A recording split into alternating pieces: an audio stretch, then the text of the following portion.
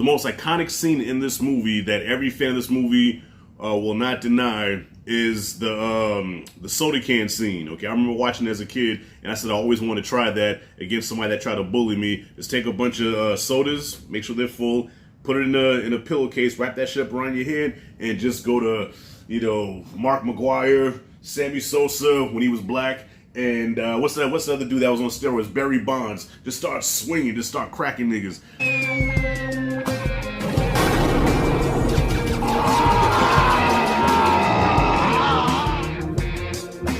There's only one person left who believes Mick O'Brien can make it. Mick O'Brien. And he's coming out fighting. Bad Boys. Alright, y'all, so I got another retro review for y'all. I'm being joined once again by my man Dave from Interpreting the Stars. I've been trying to convert this dude to gangster films for the longest, and so far I have not been able to hit with any. So the Godfather movies he wasn't a fan of. What else did I show him? The Godfather movies and The Warriors. And I know there was another one that I showed him now. I can't forget. That's the old man brain kicking in. But I said, okay. Oh, and the last one I tried to give him was American Me. And he couldn't even finish American Me. So before you throw stones and criticize him, look, this is all subjective, okay? This is all opinionated. So yes, American Me is really beloved in the gangster movie community, if that's even a thing. But he couldn't finish it. So I said, okay, you know what? I'm not going to torture you. Watch Bad Boys instead. And Bad Boys technically isn't a gangster film, but it is a coming-of-age crime drama about these juvenile delinquents that get into all kind of trouble. They go to prison. So I guess it's a juvenile prison film. Before I go into my thoughts about Bad Boys, I'm not going to waste any more time. I'm going to get right to Dave and what he thought about the movie and his breakdown of it. So Dave, the floor is yours. What did you think about 1983's Bad Boys, directed by, what's the name, Rick Rosenthal, and the score by Bill Conti? I definitely got to shout that one out. Bill Conti, yes, the man responsible for Rocky and the Karate Kid, he did the score for this movie. So Dave, take the floor. What did you think about Bad Boys?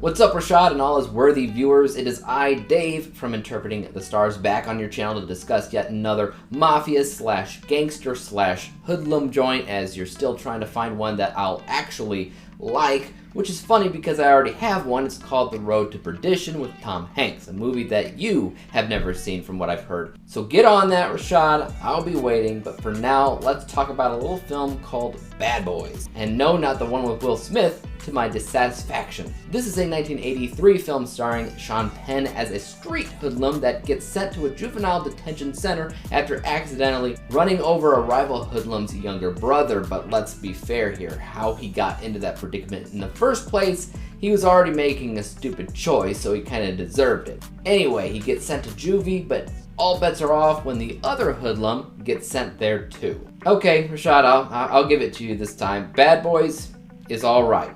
It's not top tier, it's not anything that I'll want to go and revisit anytime soon, but out of everything that you've sent me in this subcategory, this is the film that had me the most engaged, period. I think that the difference here kind of comes down to the level of crime. Being a street hoodlum means that they haven't quite matured to full mafia or gangster status yet. Instead, they're young and they're dumb. They're making a lot of stupid, uneducated decisions, and their parents are nowhere to be seen, so obviously their only role models in life are apparently other criminals, essentially. So when Sean Penn makes these stupid choices in life, I can't really fault him. He's just stupid. He has no idea what he's doing. So once he's in a world of the juvenile detention center, it stops being a laundry list of stupid choices and suddenly it transitions into survival tactics. He has to do these things now in order to basically survive. I personally haven't done anything that his character has, yet I still found his character to be endlessly relatable. I still felt bad for him. It's a bad situation all around. I also have to give the film credit for not glorifying the crime like, say, The Godfather might do. It instead presents it as a problem that some people just so happen to find themselves in based off of their upbringing and people who they associate themselves with. Also, it was nice to see that the villain in this film was more or less the same exact villain in the most recent Mission Impossible film. I almost didn't recognize him since it was, 40 years ago.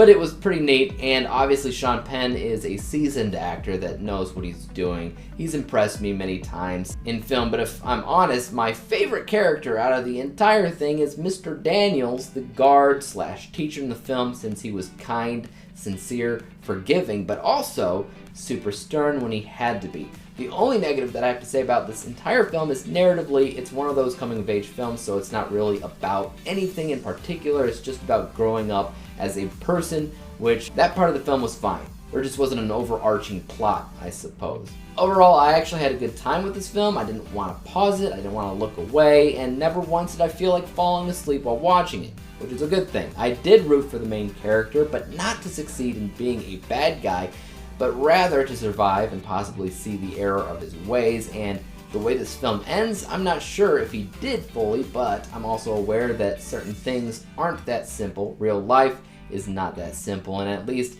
in an almost poetic sense, the film did a great job reflecting that idea. I gave this film a B letter grade, final overall score of 77%, 77 out of 100 possible stars. In general, yes, I liked it okay. So there you go, Rashad. You found the needle in the proverbial haystack. But I'll throw it back your way to finish out your thoughts on this one. What did you think?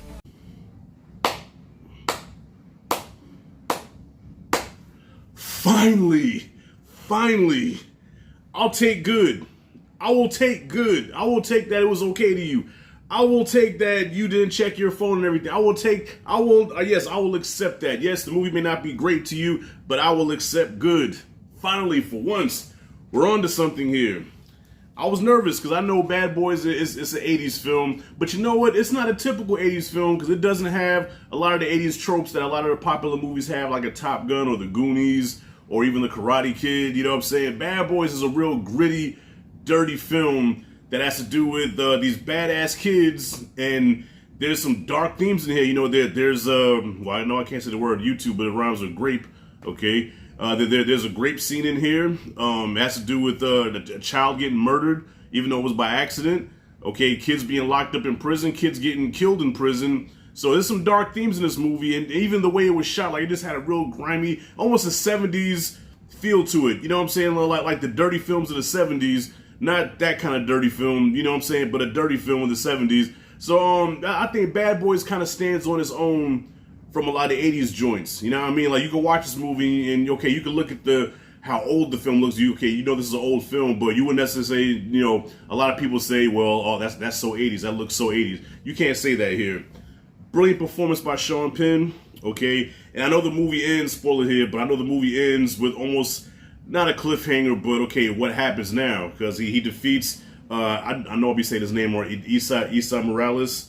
He defeats the character of Paco. He defeats him at the end, and he just walks away crying, and you don't know what happens to him. But my guess is he grew up to become Pac-Man, the character that he plays in the movie Colors. And Dave, I know you probably never heard of the movie Colors, but I'm contemplating giving you that one.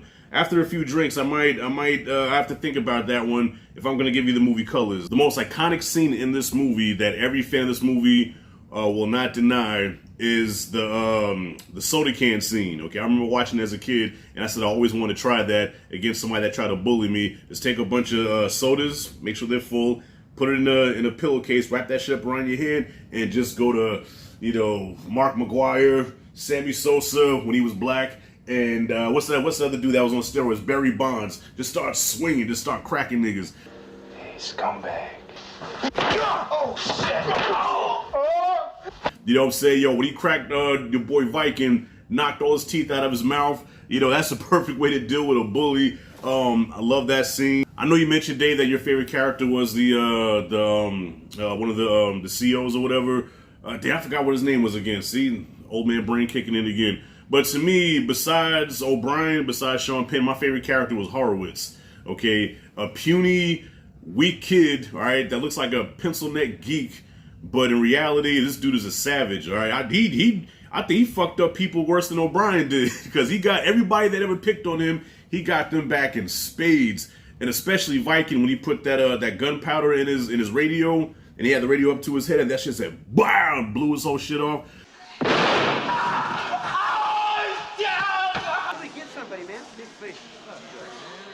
But his fate was unfortunate because he has to spend the rest of his sentence now in the hole in solitary confinement.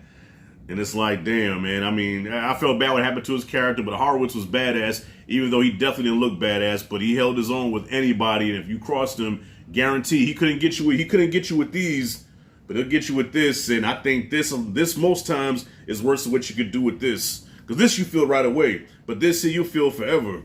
You know what I mean? Damn, did I just drop a bar? Anyways, Bad Boys is one of my favorite joints of the 80s, one of my favorite movies ever.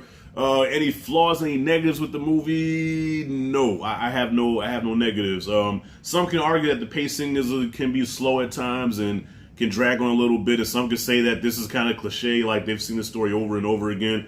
But like I always said, even if a story is done over and over again, if you do it effectively and get my attention and make me care about the characters, it'll work for me, and I have no problem seeing the same story recycled as long as it's done right. So with that being said, Bad Boys gets an A+ and a very underrated Bill Conti score. I gotta bring up his name once again because he's known for Rocky, he's known for The Karate Kid, he's known for I think he even did the score for Masters of the Universe. But yeah, he did the score for this movie, and dope score, dope ass soundtrack, and that's it and that's all. So A+ is what I got for Bad Boys 83. And so Dave, thank you once again for joining me. By the way, if you haven't already, subscribe to the channel, Interpreting the Stars. I'm gonna leave the link in the description. Check him out, like and all that good stuff. And I'll see you in the next video. Peace.